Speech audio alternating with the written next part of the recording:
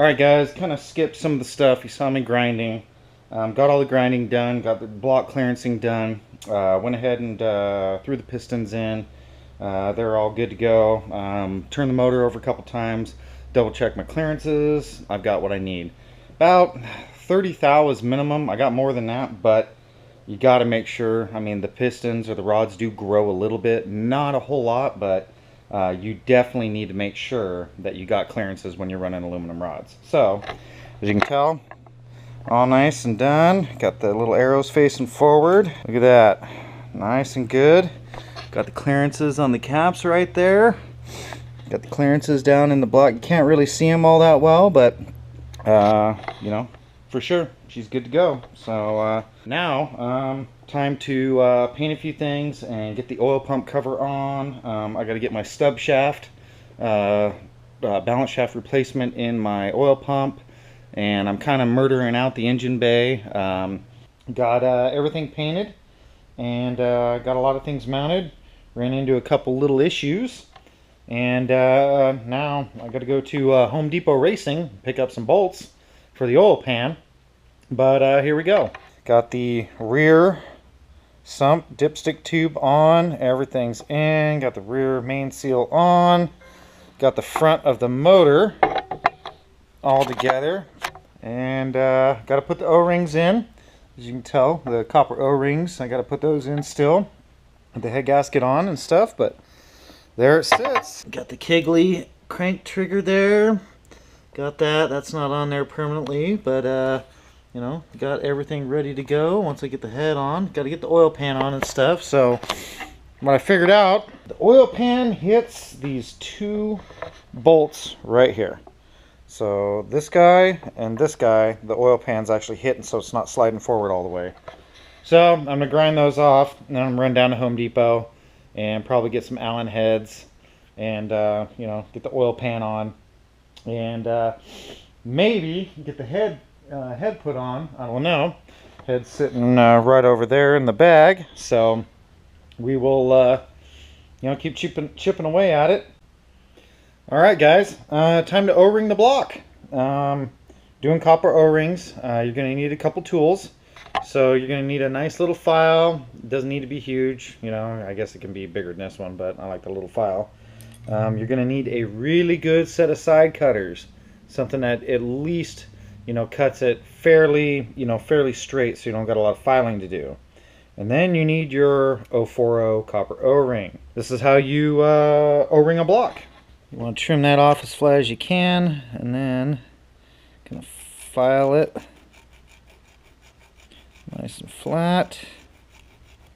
You're going to want a hammer that's, you know, somewhat, I mean, you need to be able to smash this in, but if you use a regular hammer that's metal, it's going to flatten this.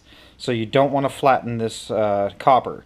You want something that you can just tap on it, get it in the groove, and be good to go. So a mallet of some sort, not rubber, but, you know, this is kind of like a polyurethane, but something that's, you know, hard enough to tap it in, but soft enough not to actually flatten the copper. Do your best to try to keep it away from any kind of water jackets or oiling holes and all that. I like to put the gap like right there, right there, right there, and right over here. So here we go.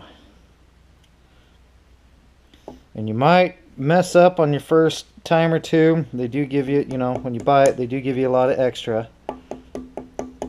So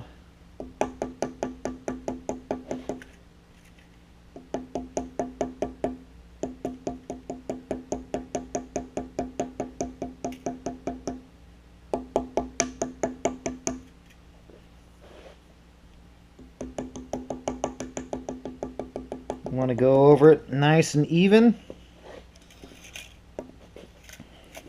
Make sure she doesn't have a lot of bulbous areas.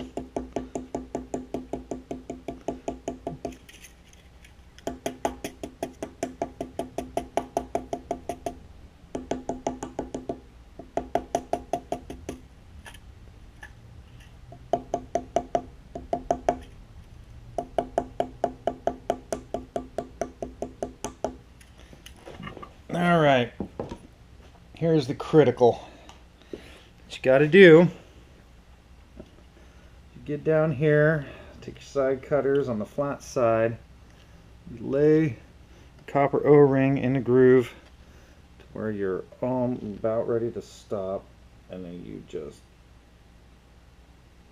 just snip it right out where the other one stops. And then get in here and give her a good filing.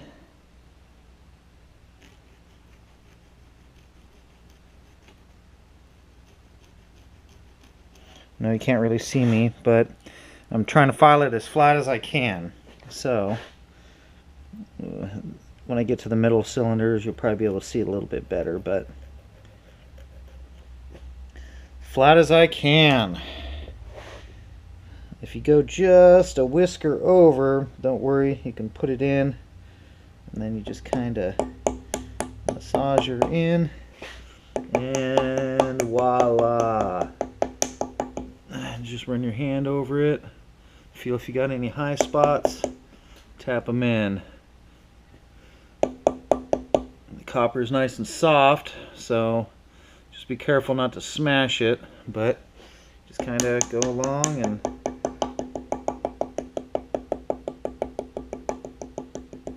just tap, tap, tap-a-roo.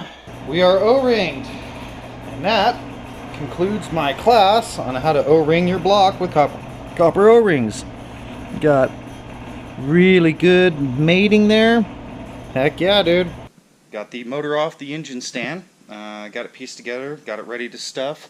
We're gonna put it in the old Mustang. So here is the adapter plate that will adapt. And there, this is for the flex plate. Here's the adapter plate to go from 4G to the TH400. I hand fabricated, built these engine mounts. These go to the stock. Well, it can go to stock K-member or my UPR K-member. So basically, just adapted everything to fit for the K-member that's in the car. And this is the mechanical fuel pump bracket. And yeah, got the head on. She's ready to be stuffed. So just getting everything pieced together, and I'll be dropping her in. We're putting the motor in, hopefully, for the final time.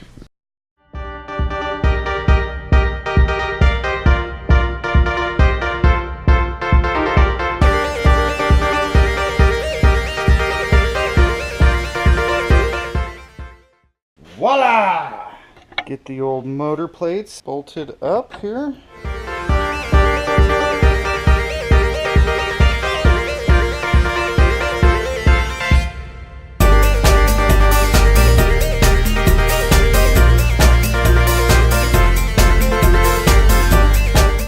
Shebang!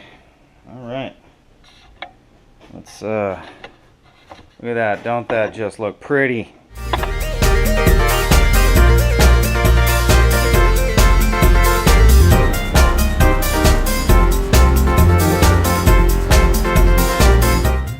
As you can tell, this is a tight piece.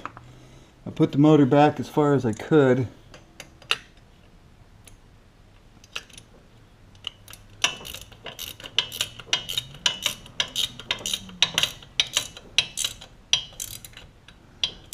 There you go.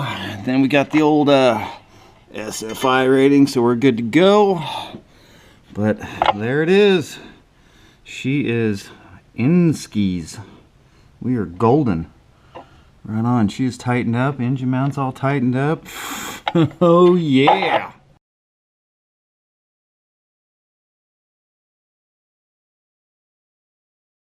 Well, and that wraps up this episode here at Snellfed Performance. We appreciate you stopping by and checking out the channel. Hopefully you give us a like and subscribe for future updates on Mark's Evo, as well as other projects we have down the line. Have a great day, and thanks for coming by.